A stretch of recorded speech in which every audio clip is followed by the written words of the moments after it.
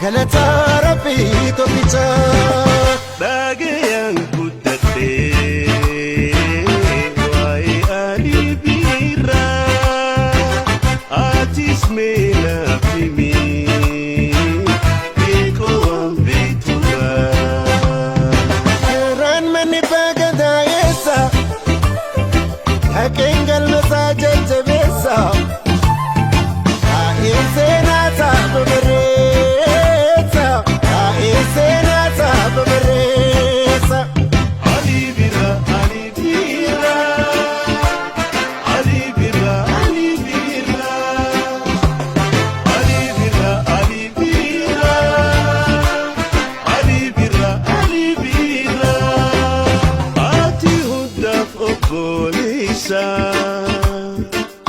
tika guddaa fi sabbaa arja kanni kufni amala ajaa'iba alaabaa aartii teenya yaa fakkeenya dhaloota seenaa boonsaa hojjetteen bara baraan jiraata.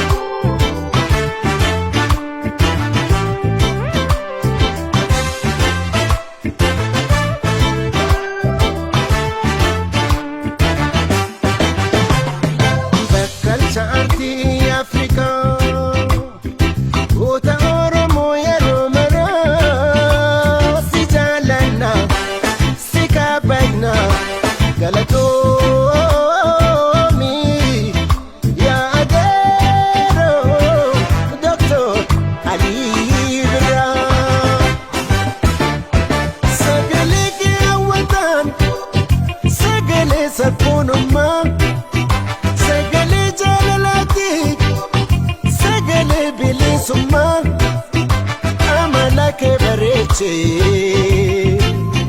sagale ke miidhagse, ati kenna addaati, Waaqayyoon nu badhaase. Utuba aartii ammayyaa, abbaa seenaa bareeda. Kato haka sagale sa